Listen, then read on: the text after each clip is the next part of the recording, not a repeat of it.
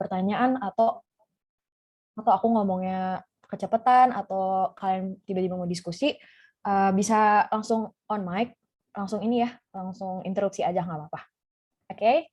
Oke, kita mulai dulu dari. Nah, di sini. Jadi kita bakalan bahas batu ya. Kalau masalah batu nggak pernah lepas dari yang namanya mineral, ya nggak sih? Nah, jadi bedanya batu dan mineral tuh apaan sih? Nah, batu itu kayak tersusun dari mineral-mineral nggak ya? Nah, mineral itu sendiri adalah suatu zat kimia yang memiliki komposisi tersendiri gitu. Nah, komposisi dari mineral ini bakalan mempengaruhi komposisi si batuan entar gitu. Jadi kayak kumpulan-kumpulan mineral tertentu bakalan ngebentuk komposisi sendiri buat si batuan yang dibentuknya. Nah, jadi kita masuk ke batuan. Jadi batuan itu secara garis pertamanya ada 3 ya. Ada batuan beku, ada batuan sedimen, sama batuan metamorf gitu. Nah, kita di sini spesifiknya bakalan bahas batuan beku. Jadi kalau batuan beku itu adalah batuan yang terbentuk dari mendinginnya magma gitu. Dari mendingin dan membekunya magma gitu ya. Jadi magma yang mendingin itu akan mengeras dan membentuk sebuah batuan gitu. Nah, di sini kayak kita pasti bakal nanya magma itu dari mana aja sih Kak gitu. Jadi untuk di ini kayak di batuan sendiri itu mereka punya kayak cycle-nya sendiri. Jadi batu itu kayak bisa daur ulang gitu guys. Nah, jadi kalau dari magma itu ketika dia berkristalisasi dia bisa membentuk batuan beku. Nah, batuan beku tadi kalau misalnya dia terlapukan terus tererosi dan terdeposisi, dia bakalan berubah jadi sedimen. Nah, sedimen-sedimen tadi kalau misalnya terlitifikasi dan ya pokoknya terlitifikasi kayak jadi kompaksi dan sementifikasi, itu bakalan jadi batuan beku. Nah, batuan ini, batuan beku dan batuan sedimen itu bisa berubah jadi batuan metamorf kalau misalnya ada pengaruh dari suhu dan tekanan gitu. Nah, ketiga batuan tadi bisa kembali jadi magma kalau misalnya ada peningkatan suhu gitu. Yaitu sekilas soal ini ya. Nah, jadi sebelum belajar tentang batuan beku, kita bakalan bahas soal magma. Jadi pokoknya batuan beku tuh nggak jauh-jauh dari magma gitu. Nah, magma sendiri itu apa sih? Magma itu kayak ini, lelehan batuan gitu. Jadi karena adanya suhu tinggi, jadi batuan-batuan itu meleleh, nah membentuk magma. Jadi di magma sendiri itu nggak cuman ini ya, nggak cuman kayak fluida doang, tapi dia tuh punya uh, zat padat namanya tuh xenolit. Nah terus ada juga kalau misalnya batuan-batuan yang nggak meleleh secara sempurna, itu ada kristal-kristal batuan yang kita sebut xenokris gitu. Nah, gimana sih magma terbentuk? Kan tadi aku bilang magma itu dipengaruhi oleh suhu dan tekanan. Nah, ternyata ada satu lagi nih, ada komposisi kimia. Jadi ada 3 kondisi nih. Kalau misalnya kalau misalnya ada kenaikan temperatur pada tekanan yang tetap dan komposisi kimia yang tetap juga, nah itu bisa membentuk magma. Berarti itu kayak dipengaruhi oleh temperatur. Nah, terus juga ada nih, kalau misalnya di temperatur yang tetap dan komposisi kimia yang sama, terus terjadi penurunan tekanan, itu bisa membentuk magma juga. Terus yang terakhir, kalau misalnya ada perubahan komposisi kimia pada tekanan dan suhu yang tetap. Jadi kayak misalnya ada penambahan fluida-fluida gitu, terutama ada H2O dan CO2. Oke. Nah, jadi magma itu sebenarnya simpelnya gitu. Dia itu tuh terbentuknya oleh pengaruh dari tiga parameter tadi. Nah, jadi di sini aku bakalan bahas soal pembentukan magma yang partial melting. Jadi kayak pelelehan sebagian gitu. Oke. Nah, ini bisa kita lihat ilustrasinya. Ini di suhu 500 itu ada beberapa komposisi mineral. Jadi magma tadi itu dalam magma dia punya berbagai macam komposisi mineral ya nggak sih? Nah, di sini ada beberapa nih, ada yang mafic, ada yang intermediate, sama ada yang felsic gitu. Udah kalian pasti juga udah tahu mafic itu apa, intermediate itu apa, felsic itu apa. Dan masing-masing mineral ini, mineral basa, mineral intermediate, sama mineral asam itu punya titik leleh tersendiri gitu. Jadi titik leleh dari mineral yang mafic itu tinggi banget ya, kayak sekitar 1200 Celcius. Nah, pada batuan intermediate gitu, ada nih komposisi ini di suhu 500. Jadi mereka belum meleleh nih. Masih dalam bentuk kristal gitu. Nah, ketika suhunya naik di suhu 1400, maka semua mineral yang ada di dalam batuan itu akan meleleh, menghasilkan magma. Nah, karena kita lihat ya tadi ini jumlahnya setara, magma yang terbentuk akan menjadi magma intermediate. Kenapa bisa meleleh? Karena suhunya itu lebih tinggi daripada titik lelehnya si mineral-mineral tadi gitu. Nah, kalau misalnya di temperatur 900, di temperatur 900 itu berarti yang bakalan meleleh yang ini kan ya, yang titik lelehnya tuh di bawah suhu sekarang gitu. Berarti di sini yang bakalan meleleh itu adalah mineral-mineral yang asam. Nah, ketika mineral-mineral yang asam itu meleleh, maka lelehan itu membentuk magma. Magma yang dibentuk menjadi magma asam. Nah, batuan yang tersisa, batuan yang nggak meleleh tadi, batuannya akan menjadi lebih basa gitu. Ngerti nggak ya? Pokoknya teh kalau misalnya meleleh aja gitu mineral yang asam, berarti kan yang meleleh itu kan jadi magma, magmanya asam. Batuan yang tersisa, batuan yang sisanya itu bakalan jadi basa karena mineral asamnya udah meleleh gitu. Nah, ini kelihatan nggak ya di sini? Di atasnya kelihatan nggak? Kelihatan deh harusnya. Nah, ini nih, batuan yang tersisa itu menjadi lebih basa dan magma yang terbentuk menjadi lebih asam gitu. Oke. Nah, pokoknya itu terjadi, pokoknya tiap temperatur itu pasti ada mineral yang meleleh gitu. Nah, nih ya, kalau partial melting itu menghasilkan magma yang lebih asam daripada batuan induknya. Jadi kalau misalnya batuan induknya ultramafic, maka magma yang dihasilkan itu bakalan lebih asam, jadi mafic gitu ya, jadi lebih basa. Jadi basa gitu. Lebih asam daripada si batuan induknya. Nah, kalau misalnya batuan induknya intermediate terus meleleh, terjadi partial melting, magma yang dihasilkan bakalan jadi magma yang asam gitu. Ya, pokoknya magma yang dihasilkan tuh bakalan lebih asam daripada si batuan induknya gitu. Oke, nah di sini juga ada tempat terbentuknya magma. Jadi kalau misalnya udah belajar soal tektonik lempeng, masih familiar banget sama zona-zona yang ada di sini gitu. Nah, pertama itu ada zona subduksi. Jadi di zona subduksi itu bisa terjadinya magma karena ada pelelehan kerak samudra, terus pelelehan kerak benua gitu kan. Nih, bisa dilihat, terus ada juga di ini collision zone. Nah, terus juga ada di mid oceanic ridge. Itu juga bisa terjadi pembentukan magma. Ini bisa dilihat di slide ya. Oke. Nah, di sini tempat terbentuknya magma mafic itu biasanya di sini nih. Di bagian apa sih namanya ini? Mid oceanic ridge gitu.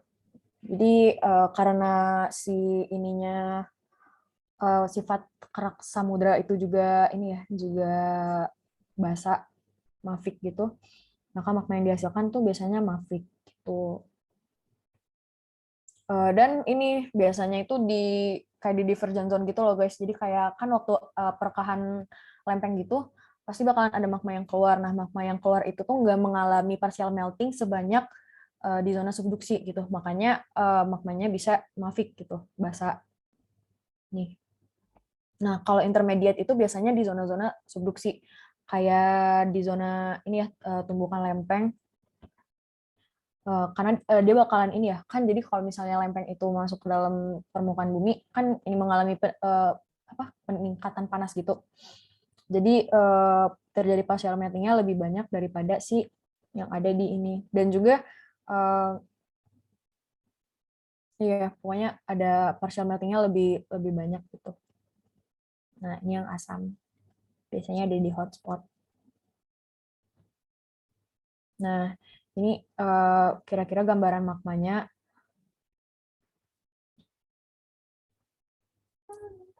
Gimana sih magma itu bisa kristalisasi ya. Jadi magma itu kan memiliki sifat mobile. Dia bergerak gitu dari dalam permukaan bumi ke permukaan bumi. Jadi ketika dia bergerak ke permukaan bumi, dia bakalan mengalami ini penurunan temperatur, sehingga yang tadi kayak kalau misalnya mineral tadi punya titik melelehnya sendiri, mineral-mineral dalam magma juga punya titik beku. Nah, ini gambaran proses kristalisasi magma ya. Jadi ketika si magma itu bergerak ke permukaan bumi, karena adanya proses diferensiasi tadi ya, karena adanya perbedaan titik bekunya si mineral, bakalan terjadi diferensiasi magma. Jadi mineral-mineral yang dihasilkan dan batuan-batuan yang terbentuk juga kan mengalami proses komposisi kimia yang salah, yang sama. Nah, ini ya jadi apa sih kayak salah satu proses pembentukan yang diferensiasi gitu. Jadi kalau di proses diferensiasi itu terjadi perubahan komposisi kimianya secara bertahap gitu sih, makanya dimulai dari mineral yang memiliki titik beku yang tinggi ke yang rendah gitu. Nah, ini nih dikenal sebagai reaksi Bowen. Reaksi Bowen ini punya dua kayak dikategoriin jadi dua, ada yang continue sama discontinue. Nah, kita bahas yang continue-nya dulu, yang ini.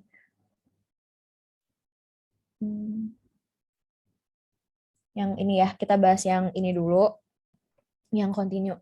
Nah, yang continue ini apa sih, kayak ini kayak semacam evolusi dari si plagioklasnya gitu. Jadi kalau misalnya plagioklas di suhu tinggi itu lebih kaya akan kalsium. Nah, ketika mengalami pendinginan, kalsium tadi akan terkristalisasi, maka yang ada di dalam magma itu kalsium-kalsium yang ada di magma itu terkristalisasi, maka yang tersisa itu yang sodium gitu, si Na-nya. Jadi semakin ke bawah semakin asam gitu, karena si basanya tadi, si yang kalsiumnya tadi udah ke kristalisasi. Nah, untuk yang di seri discontinue itu tuh kayak gini, kayak kalau misalnya dia mengalami pendinginan terus dia mengalami kristalisasi, kristalisasi apa, kayak misalnya udah kebentuk olivin nih. Olivin itu mineral yang memiliki suhu kristalisasi yang paling tinggi. Nah, kalau misalnya udah kebentuk olivin, ya udah gitu loh, ke bawahnya nggak bakalan ada olivin gitu. Ke bawahnya bakalan kebentuk piroksen, antibol, terus ada biotit juga. Nah, sebenarnya proses pendinginan ini nih nanti bakalan menentukan keresistenan si mineralnya. Jadi mineral yang di bawah ini karena proses pembentukannya paling lama, si kuarsa, jadi dia semakin resisten gitu, semakin apa ya, kayak tahan terhadap pelapukan gitu. Sementara si olivin ini karena prosesnya cepat, jadi kayak apa ya, kayak kristalnya tuh belum sempurna, nggak sempurna si kuarsa gitu. Jadinya olivin itu lebih cepat lapuk daripada kuarsa gitu. Oke, kita lanjut. Nah, terus selain diferensiasi ada namanya asimilasi gitu. Jadi asimilasi ini apa sih, kayak ini kayak kita tuh bisa ngambil dari ilustrasi kopi panas sama es gitu. Jadi misalnya nih kayak ada, kita bikin kopi panas gitu. Terus ini takarannya udah pas gitu ya, udah gulanya udah pas, kopinya udah pas, terus tiba-tiba kita masukin es batu. Nah, es batu tadi bakalan meleleh kan, dan bakal mempengaruhi rasa si kopi. Nah, gitu juga si magma. Jadi si ini batuan-batuan yang ini kayak dilewati oleh magma itu bakalan ini kayak jadi magma kan bergerak ya, bergerak ke atas gitu. Tentu dia ngelewatin dinding-dinding batuan gitu ya, batuan yang ada di dinding itu tuh. Nah, itu kan bakalan terjadi peningkatan suhu terhadap si batuannya bakalan meleleh kan. Nah gitu. Jadi ketika pelelehan tadi gara-gara magmanya lewat itu komposisi si magmanya bisa berbeda. Ngerti nggak sih? Kayak ya gitu deh, kayak ada penambahan komposisi. Jadi komposisi magmanya bisa berbeda. Bisa jadi yang magmanya tadi intermediate karena ngelewatin batuan, terus batuan mineral yang ada dalam batuan yang meleleh bisa jadi magmanya lebih asam gitu. Nah, terus juga ada percampuran magma induk atau magma mixing gitu. Jadi ini tuh terjadi kalau misalnya ada dua magma bertemu, maka dia akan menghasilkan magma yang baru gitu. Jadi kayak magma yang basa, yang felsik bertemu sama felsik yang asam bertemu sama magma yang basa bakalan menghasilkan magma yang intermediate kayak gitu. Nah, ini asimilasi magma. Ini yang asimilasi kayak jadi magma itu ngelewatin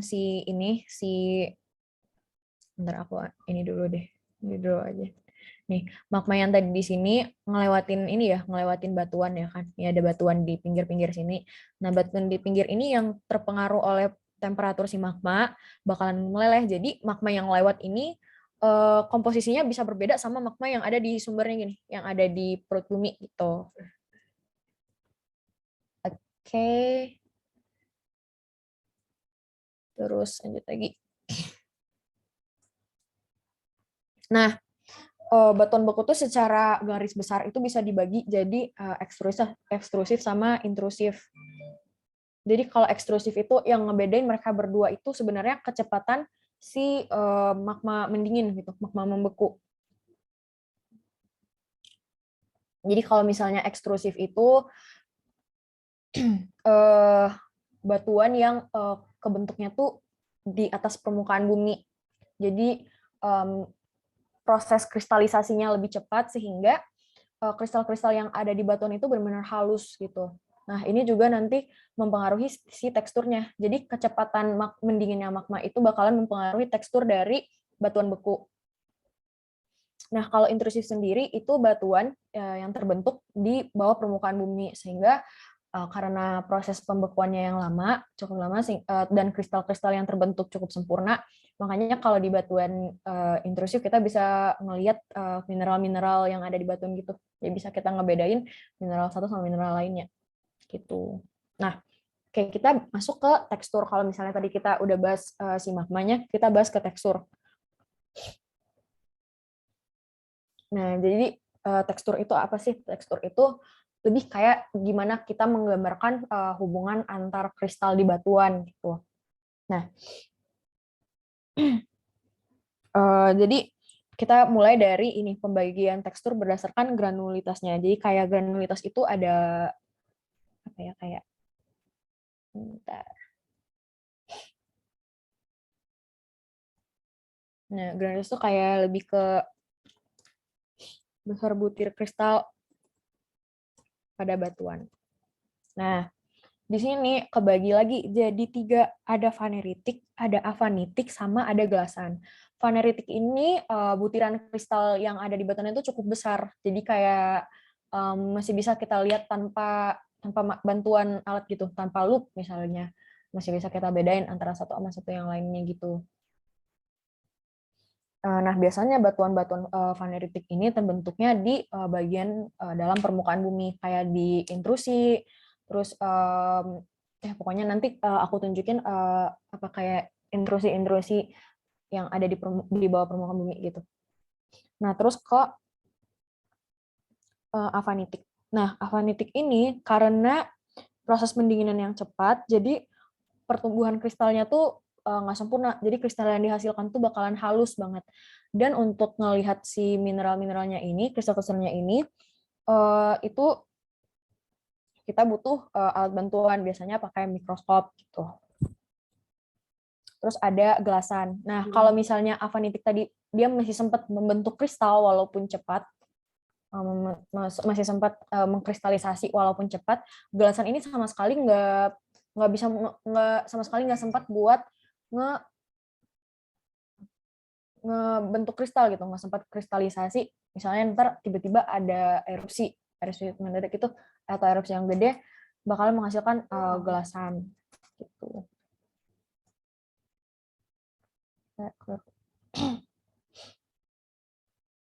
Oke, lanjut. Nah, jadi ini kristal-kristal yang kasar tadi tuh terjadi karena pendinginan yang lambat. Jadi kayak apa sih? Buat nambah ion-ionnya itu tuh kesempatannya masih banyak. Jadi kristalnya jadi besar gitu. Terus juga ini biasanya terjadi di magma yang punya viskositas tinggi. Jadi magmanya itu masih kental banget gitu ya. Jadi karena magmanya viskositasnya tinggi, dia untuk mobile itu susah ya, untuk mobil untuk bergerak itu cukup lama, sehingga proses waktu dia buat kristalisasi itu lebih banyak gitu. Nah, juga kristal-kristal yang kasar tadi itu dipengaruhi oleh juga jumlah inti kristal. Jadi kayak untuk kristalisasi sendiri itu kan kayak maksudnya dia punya apa ya, kayak kalau misalnya sublimasi dia pasti ada inti sublimasi nggak sih? Nah, kalau kristalisasi juga kayak gitu. Gitu. Jadi ya gitu. Nah, untuk yang kristal-kristal yang halus itu kayak kebalikannya si kristal-kristal yang kasar. Jadi mereka itu ngalamin pertumbuhan yang sangat cepat gitu. Si magmanya mendingin dengan cepat. Jadi untuk menambahkan ion-ion ke inti kristal itu tuh kayak waktunya dikit banget. Jadi makanya kristalnya jadi halus gitu. Nah, oh ini salah ya. Ini yang ini tuh harusnya kekentalan magma yang tinggi. Makanya tadi aku ngomong viskositasnya tinggi. Itu, ini typo. Nah, untuk kristal-kristal yang halus itu eh, viskositas magmanya itu rendah banget. Jadi kayak tipe-tipe gunung di Hawaii. Nah, itu biasanya banyak batuan-batuan yang halus gitu, yang apa kristal-kristalnya halus gitu.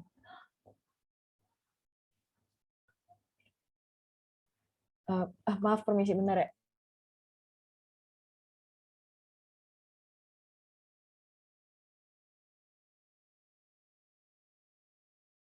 Oke. Nah, kita lanjut lagi ya.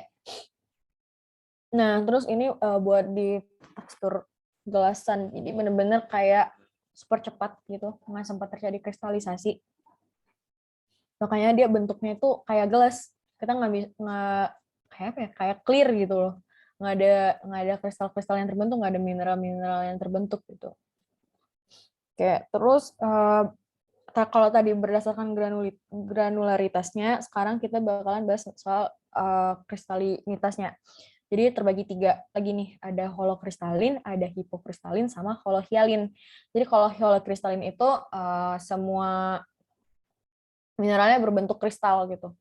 Semuanya kayak mengalami kristalisasi sempurna gitu. Jadi antara satu kristal dan kristal lainnya nggak menyatu.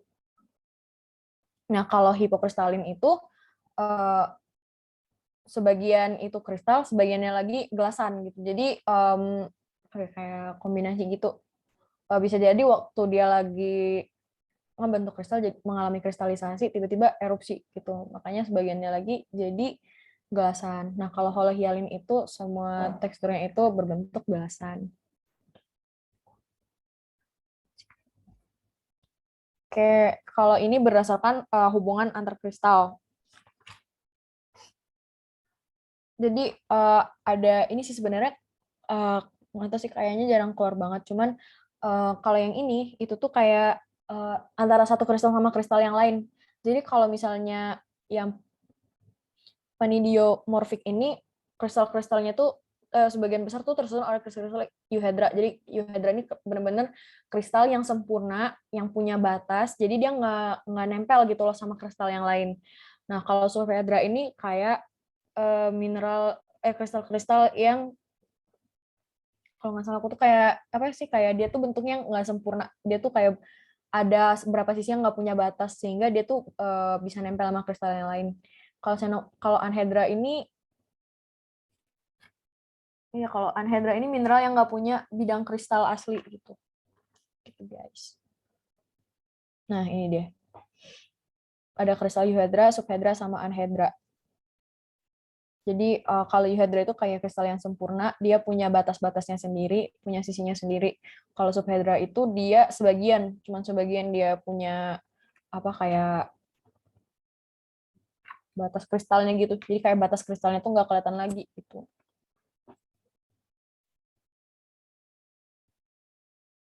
Nah, ini kayak lebih singkatnya gitu. Kalau faneritik itu kristalnya bisa dilihat pakai mata telanjang gitu. Nggak perlu pakai mikroskop. Nah, ini ada beberapa tekstur yang lain ya. Jadi ada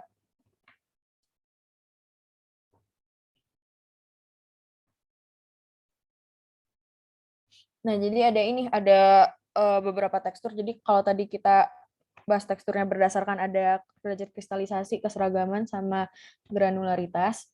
Yang ini tuh maaf guys, maaf. Kayaknya ini ada yang salah bentar ya.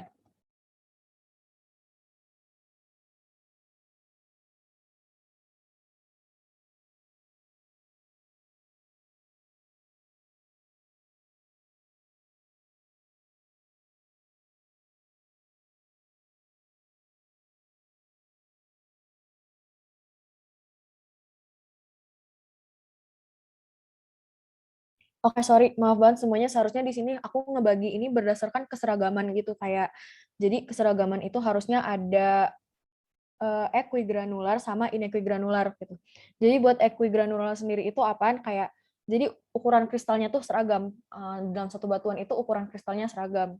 Nah, untuk equigranular itu terdiri dari vaneritik sama avanitik gitu di sini. Aduh, maaf banget guys. Ini kayaknya PPT-nya ini salah. Nah, di sini jadi kalau buat vaneritik itu yang tadi aku jelasin. Nah, itu termasuk keseragaman yang besar kristalnya itu sama tuh. Kalau vaneritik kan yang kayak semuanya hampir sama besar. Kalau avanitik tuh kayak sama-sama halus gitu. Nah, untuk yang inequigranular itu tuh batuan yang ukuran kristalnya nggak seragam. Jadi ada yang besar banget, terus tiba-tiba ada ground mass-nya gitu. Nah, yang pertama itu kita mau bahas porfiritik. Jadi kayak di dalam satu batuan itu eh, setidaknya ada dua ukuran yang berbeda banget gitu. Jadi kalau ukuran kristalnya gede banget, itu biasanya kita sebut namanya phenocryst. Dan kristal-kristal kecil lainnya itu disebut ground mass. Tuh. Nah, di sini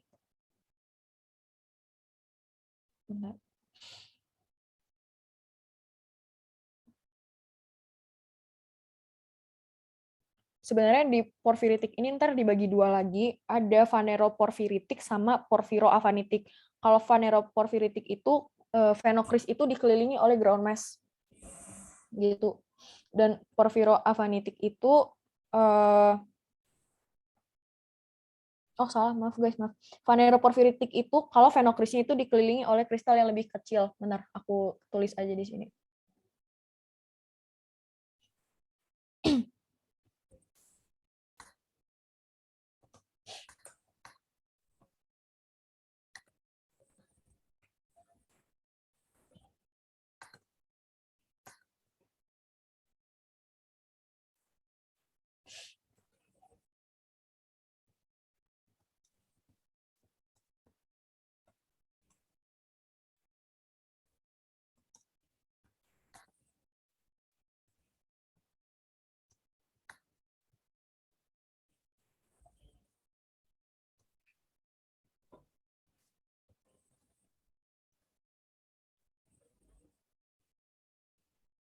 Nah, ini ya untuk si porfiritik tadi gitu. Nah, terus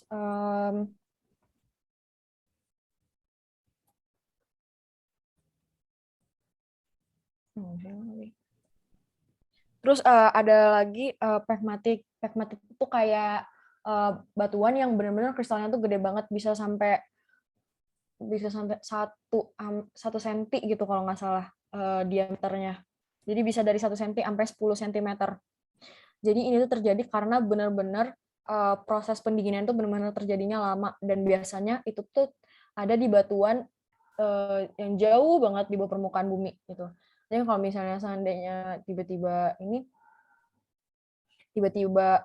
muncul nih di permukaan, itu bisa jadi karena terjadi erupsi eksplosif yang gede banget gitu, sehingga si batuan pegmatik tadi muncul ke permukaan.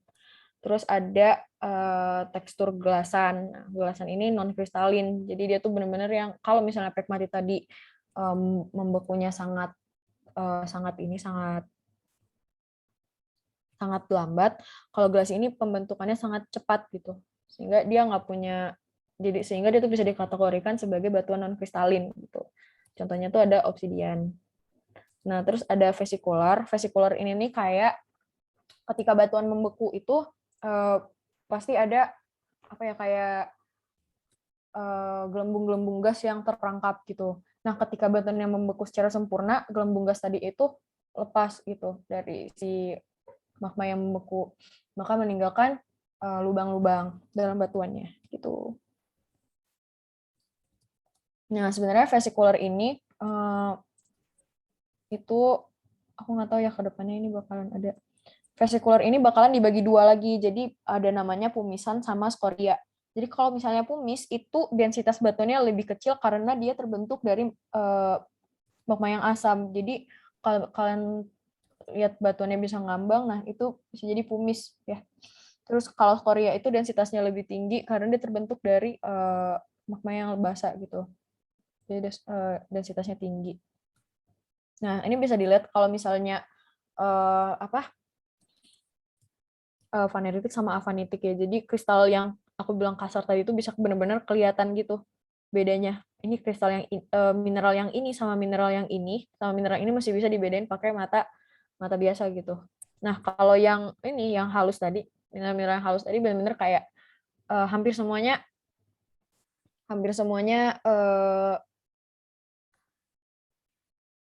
halus banget gitu. Jadi harus butuh mikroskop buat ngebedain kristal-kristalnya gitu. Maksudnya nggak cuma dari warna ya guys, misalnya kalau kita ngebedain mineral-mineral gitu dari bentuknya, ntar dari bentuknya kita bisa nge-analisis struktur si kristalnya sendiri, gitu, struktur si mineral. Nah, ini beberapa contoh batuan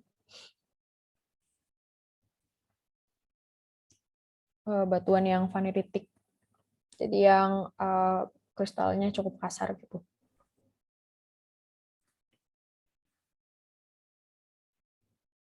Nah, terus selain tekstur, kita juga bakal bahas struktur batuan beku. Jadi struktur itu kayak hubungan antar kumpulan material penyusun batuan gitu. Nah, ada banyak nih strukturnya batuan beku. Ada skoria, ada vesikular, ada amigdaloidal. Nah, ini bakalan kita bahas satu-satu. Nah, yang pertama itu bentar guys.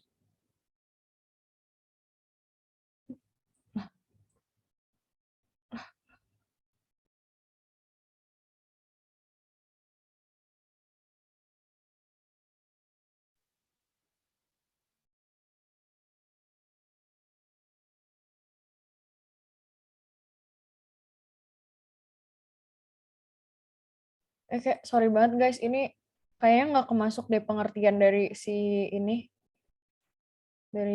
teks strukturnya gitu.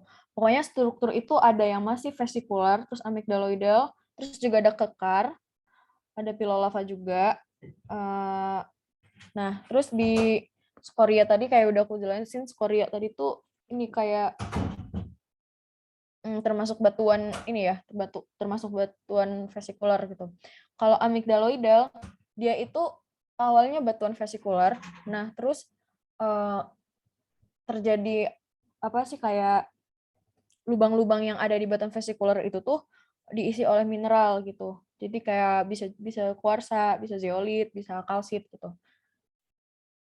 Nah, makanya terbentuklah struktur batuan amigdaloidal. Jadi kayak batuan yang ada lubangnya tadi kayak vesikular tapi udah diisi sama mineral. Jadi lubang-lubangnya diisi sama mineral gitu. Jadi si ini. Nah, terus ini ada gambar kekar ya, kekar kolom sama ya kekar kolom. Oke.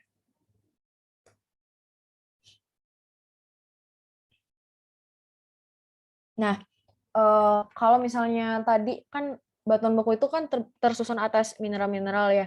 Nah, mineral-mineral tadi itu juga kan punya komposisi yang berbeda, kayak punya karakteristiknya sendiri.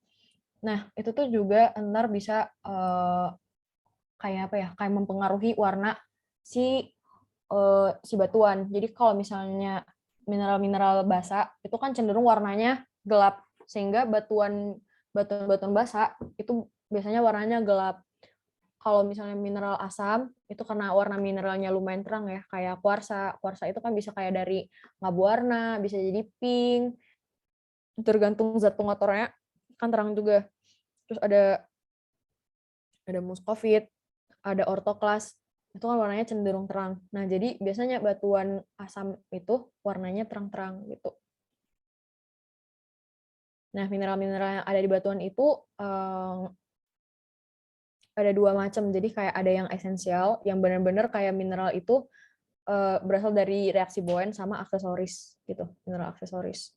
Jadi kayak dia jumlahnya nggak banyak, cuman dia ada gitu. Nah, ini mineral felsik itu warnanya cenderung lebih terang ya, kayak putih, abu-abu, merah muda. Terus dia punya densitas yang lebih rendah. Terus contoh mineral-mineral felsik itu ada kuarsa, ada feldspar, terus ada mineral mavik atau mineral basa yang punya warna-warna gelap, jika cenderungnya hitam, hijau, kayak coklat juga. Nah, terus dia punya rapat jenis yang tinggi. Nah, contoh mineral-mineral mavik itu ada olivin, ada biotit juga, terus ada piraksan sama amfibol. Pokoknya deret-deret atas yang ada di reaksi Bowen. Nah, terus kayak ngekategoriin si batuan beku tuh, batuan beku yang asam tuh gimana, batuan beku yang basa itu gimana. Jadi kalau misalnya eh, nih, kalau misalnya silika ya sebenarnya tuh kayak berdasarkan si silika. Kalau misalnya kadar silikanya tinggi 55-70%, nah biasanya tuh batuannya di dikategorin sebagai batuan asam. Nah, terus kalau intermediate itu biasanya kadar silikanya itu bisa 55-65. Nah, terus bisa bisa dilihat selanjutnya di Mavic sama Ultramavic. Jadi Ultramavic itu benar-benar kayak mineral silikanya tuh kecil banget jumlahnya gitu. Oh, maaf, aku baru lihat di chat ada yang nanya. Cuman ini dikit lagi selesai, ntar aku jawab ya pertanyaannya. Oke. Nah, terus juga batuan beku tuh juga bisa diklasifikasiin berdasarkan kejenuhan silika. Jadi kalau misalnya ada batuan yang sangat jenuh silika, itu biasanya terdiri dari kuarsa ya, membentuk kuarsa gitu. Jadi bisa dilihat di sini.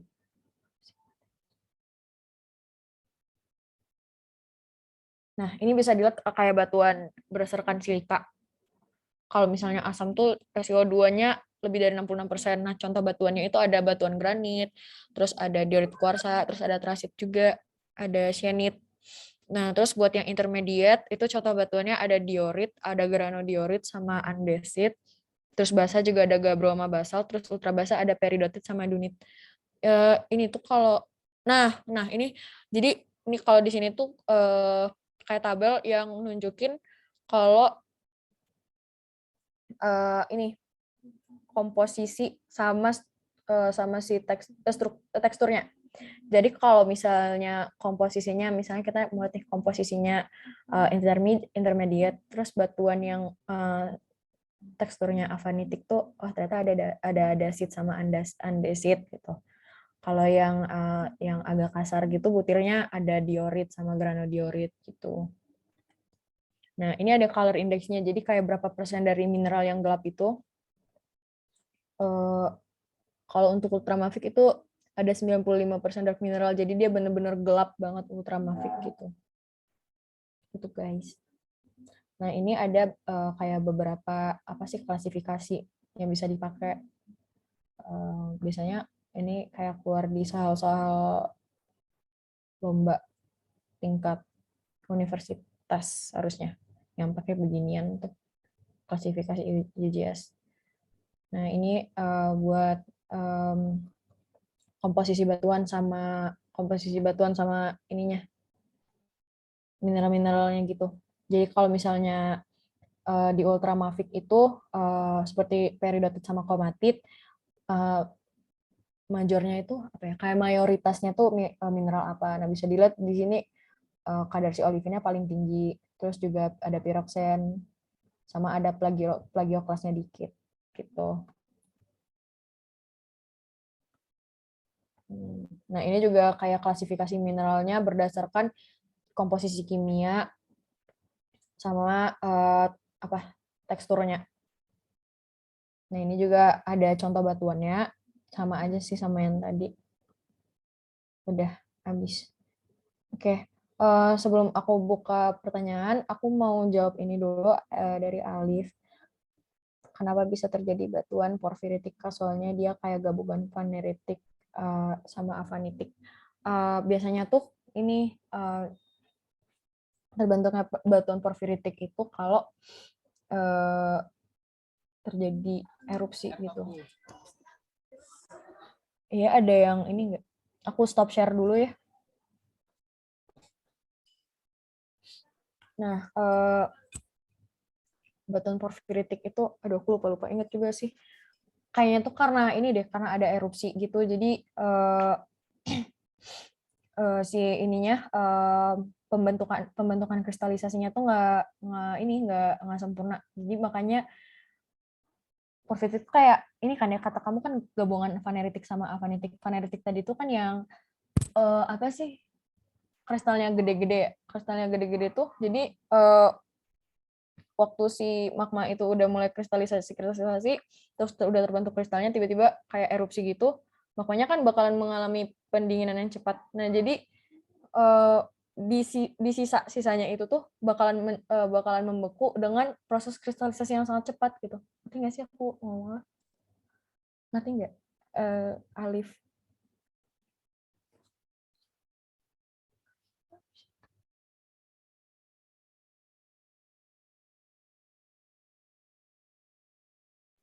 Oh ya, oke, ngerti.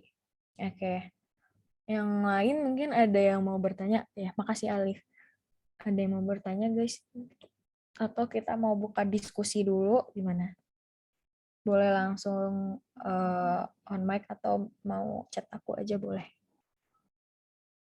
Aku tunggu ya.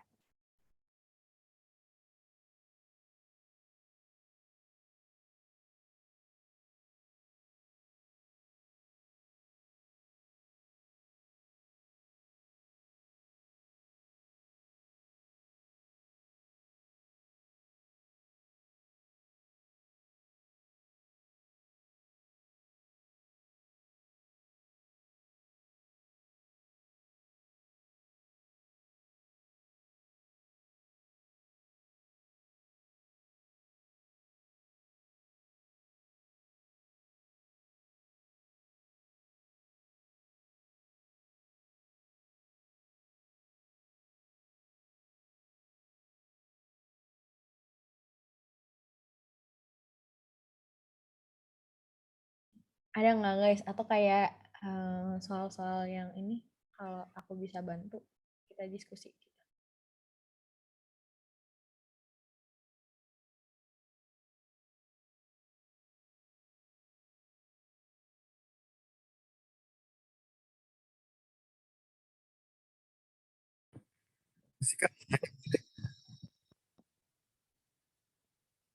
Oke, boleh. Gimana ya? Kan di lempeng bumi kita ini kan ada lempeng benua sama lempeng samudra. Dia yang samudra basah, yang benua asam kan. Itu gimana caranya? Gimana bisa dari pembentukannya sampai bisa menghasilkan dua komposisi kimia yang relatif berbeda gitu Kak. Karena kan pas awal-awal pembentukan bumi nggak tuh gimana sampai bisa menimbulkan satu perbedaan seperti itu Kak. Jadi kayak ini, pertanyaannya tuh kayak kenapa si lempengnya tadi bisa beda gitu ya komposisinya, apa gimana? Iya, gimana sampai bisa beda komposisi kimianya gitu Kak. Padahal kan lempengnya itu kan sama-sama dari dalam bumi kan. Pas pada saat Mm-mm. proses pembentukan zaman dahulu. Iya Kak gitu. Nggak sih? Oke, sama-sama. Makasih kembali. Bentar ya, aku mikir jawabannya dulu bentar.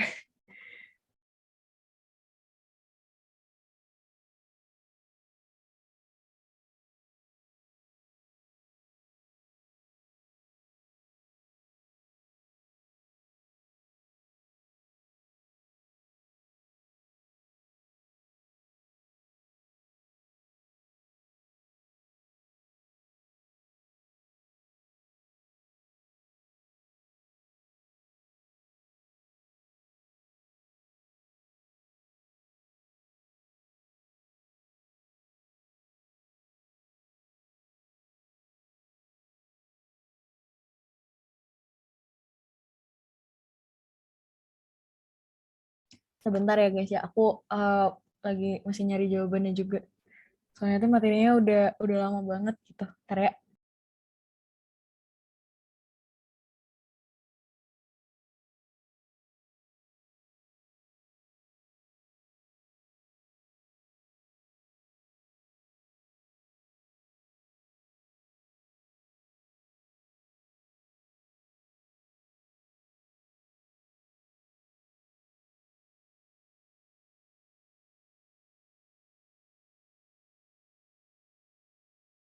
Em, yang Bilal, aku kayak kurang yakin gitu sama jawaban aku. Mungkin aku harus baca dulu.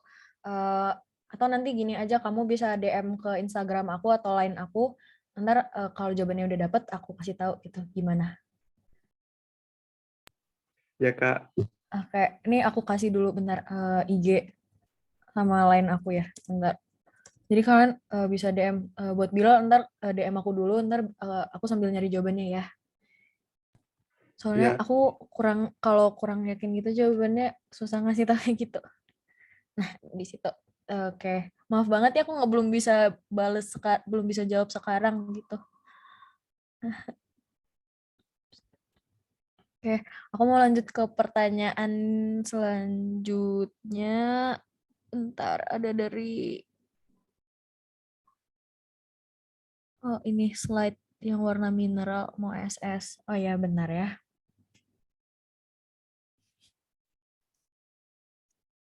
Yang mana ya tadi yang warna mineral? Aduh, duh. Bentar, bentar. Harapin dulu ya. Yang, aduh yang mana sih? Ini ya? Yang ini bukan. Yang mana sih yang ini? Warna mineral? Yang tadi nanya siapa?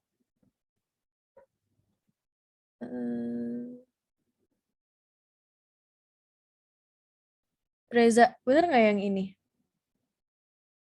Yang tabel? Oh, bener. Kalau misalnya ini, bilang ya. Aku,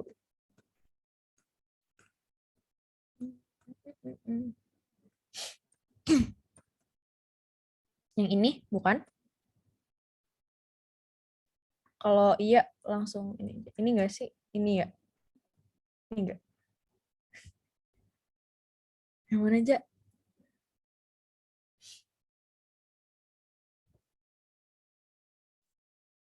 Yang mana ya? Ini atau yang benar? Bukan ke belakang lagi. Oke. Aduh, ini ya? Bener nggak yang ini?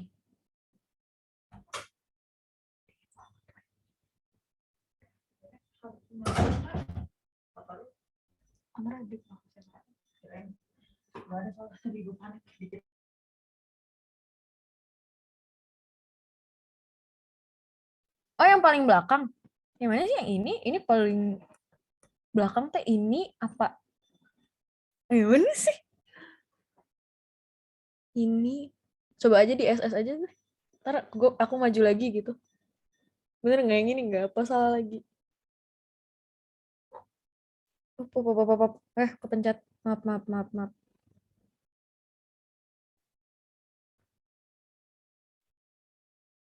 Yang mana sih warna?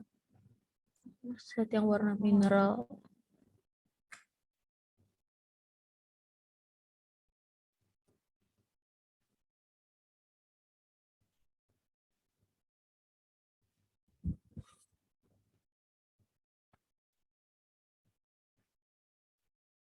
Oke, nanti mungkin slide apa PPT-nya bisa aku kasih ke ini ke koordinatornya, ntar coba siapa tahu kalau boleh minta ya, biar ini juga lengkap. Oke, aku mau ini dulu menjawab pertanyaan dari ini. Siapa sih, Nelv ya? Di sini dia nanya, aduh, mana sih? Nih, apa aja faktor yang mempengaruhi warna? Bentar, aku scroll dulu. Nih, kalau nggak salah batuan tersebut kan memiliki warna terang atau gelap. Nah, apa aja sih faktor yang mempengaruhinya? Selain itu, apakah kalau semakin gelap atau semakin terang batuan tersebut, maka susunan batuannya juga berbeda. Maaf ya, Kak. Oh iya, jadi, nah itu tadi kan aku bilang batuan tadi itu punya tersusun atas mineral-mineral ya. Nah, mineral itu tuh sebenarnya punya karakteristiknya sendiri. Jadi kalau mineral A itu dia punya warna hijau misalnya, terus mineral yang B itu warnanya hitam. Nah, biasanya mineral yang warnanya gelap-gelap itu tuh dia punya sifat yang basah gitu. Jadi kayak emang apa ya guys ya, kayak susunan kimianya tuh ngebentuk warnanya jadi kayak gitu. Terus warna itu sebenarnya bisa dijadiin parameter buat ngebedain susunan mineralnya, susunan mineral dan batuannya. Cuman nggak seberapa gede gitu pengaruhnya, karena warna tadi itu juga bisa berubah seiring adanya pelapukan gitu. Jadi ya sih, faktor terbesarnya itu dari mineralnya sendiri, dari karakteristik mineral-mineral penyusunnya. Jadi kayak batuan yang gelap itu biasanya mineral-mineralnya juga gelap gitu. Gitu. Paham nggak? Kalau paham, boleh ini dong.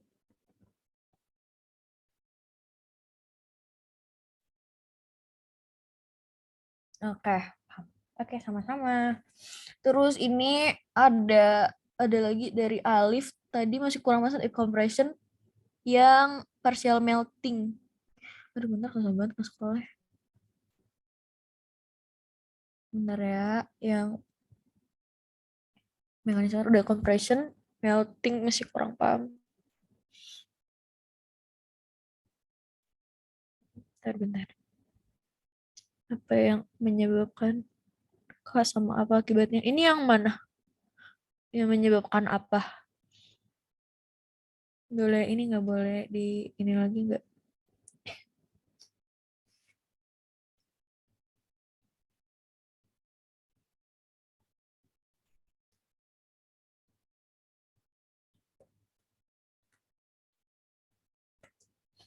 Ini kayak decompression waktu di sistem partial meltingnya ya? Oh iya. Oh, benar ya.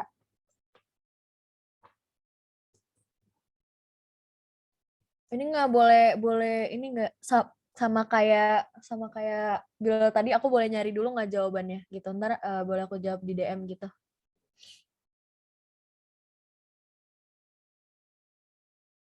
Ternyata aku masih kurang kurang ini belum baca banget gitu.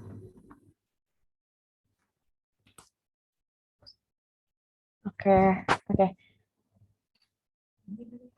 Oke, mungkin juga nanti kalau misalnya ini boleh nggak sih Kak di-share jawabannya ke Telegram gitu. Jadi kayak pertanyaan 2 tadi biar yang lain juga tahu. Boleh nggak sih? Ke atasnya. Oh, boleh. Nah, gitu. Nanti aku cari dulu jawabannya. Nanti boleh di-share ke ini ke Telegram. Oke. Ada lagi nggak guys? Ada lagi nggak guys yang mau nanya?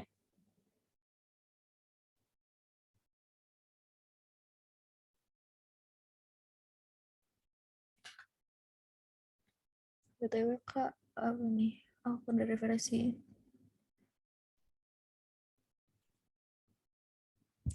Oh, ini.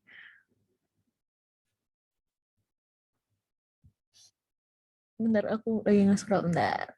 Referensi aku baca, pembagian tangster berdasarkan kombinasi bentuk kristalnya ada namanya unidiomorph. Itu sama aja nggak sih Kak, sama panidiomorphic yang ada di PPT aku jelasin. Bentar ya.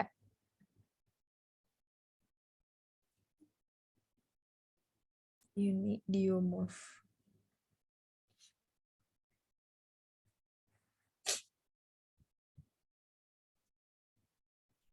Bentar ya, aku sambil ini juga jawabannya. Nanti pertanyaan Alif sama Farida aku balas bentar ya.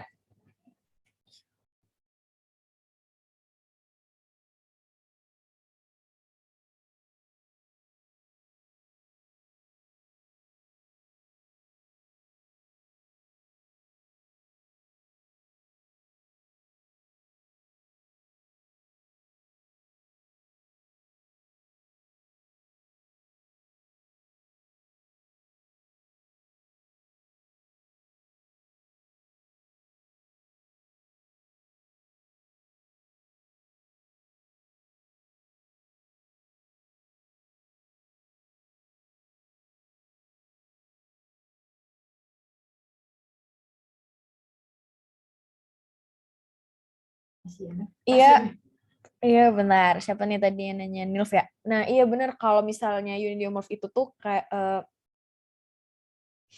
ini masih sama kayak panidiomorph gitu. Jadi kayak sebagian besar kristalnya itu masih dibatasi oleh bidang kristal atau bentuk kristal yang euhedra gitu. Menjawab nggak?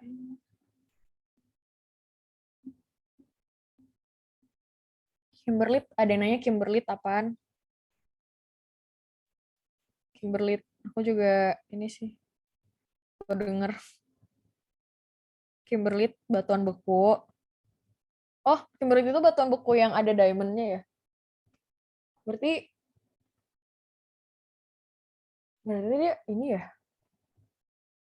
diamond kan bisa dari ini aku tampung dulu ya. Aku kayaknya baru denger Kimberlit deh. Alif. Nanti coba ini ya. Nanti aku coba jawab lagi. Hidroter. Bentar ya. Satu-satu dulu. Ini ada Farida juga. Farida nanya, Kak, kenapa kuarsa lebih resisten daripada mineral lainnya? Nah, karena tadi tuh kuarsa itu kan mempunyai titik apa ya, kayak titik beku yang cukup rendah gitu di 800 derajat ya kisaran segitu. Nah, jadi ketika magmanya mendingin dan belum mencapai titik bekunya, proses kristalisasinya tuh terjadinya tuh kayak benar-benar lama banget. Jadi struktur kristalnya juga membuat si kuarsa ini lebih kuat gitu, lebih apa ya, kayak lebih sempurna deh. Gimana ya, kalau orang yang ditempa udah lama gitu pasti kayak lebih kokoh gitu ya nggak sih? Karena pembentukannya paling lama gitu. Menjawab nggak Farida?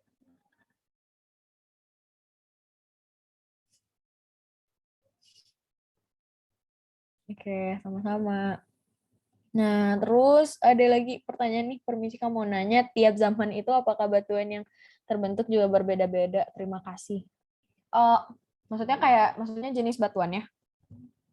Jenis batuan, kalau misalnya emang jenis batuan tuh kayaknya tiap zaman sama deh gitu. Karena um, batuan yang kita lihat sekarang gitu, itu kan bisa jadi terbentuknya beberapa waktu yang lalu gitu, dari zaman yang lalu gitu. Sebenarnya sama, cuman kayak lebih kayak apa ya, kalau misalnya di zaman zaman apa ya, kayak mungkin di dulu banget dia terbentuknya sebagai batuan beku. Nah, seiring waktu kan bakalan ada kayak pelapukan, terus ada erosi. Nah, bisa jadi dia jadi batuan sedimen gitu. Gitu sih. Terus seiring waktu lagi ternyata terjadi kompresi yang sangat besar di batuan sedimen itu, dia bisa berubah jadi batuan metamorf gitu. Paham nggak? Kayaknya kalau jenis batuannya tetap sama deh. Tetap batuan beku. Iya, tetap sama. Batuan beku, batuan sedimen, sama batuan metamorf. Cuman mungkin bentuknya aja gitu ya. Karena kan tadi di awal banget aku nunjukin ada kayak rock cycle gitu. Menjawab nggak?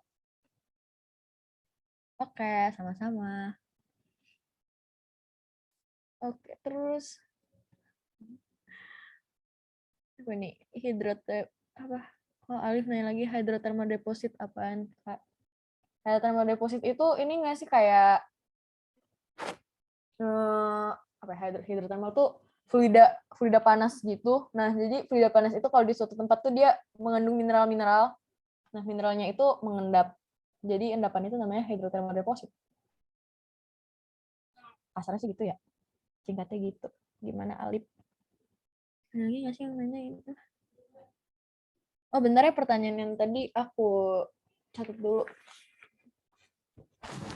Nanti jangan jangan lupa di ini aja, di DM aja aku kayak, Kak, aku tadi yang nanya yang ini gitu.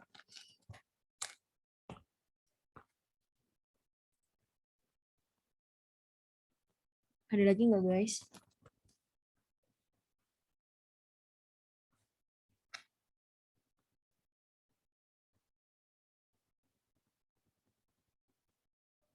Aku stop share bentar ya.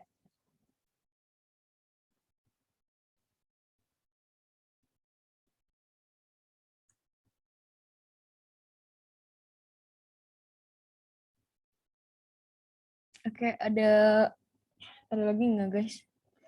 Yang mau nanya?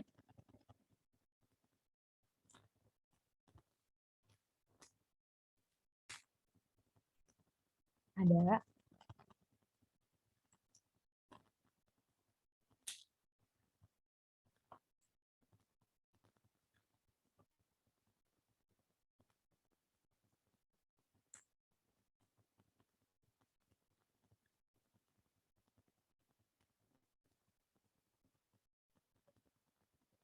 Ini kayak aku tunggu sampai 8.53.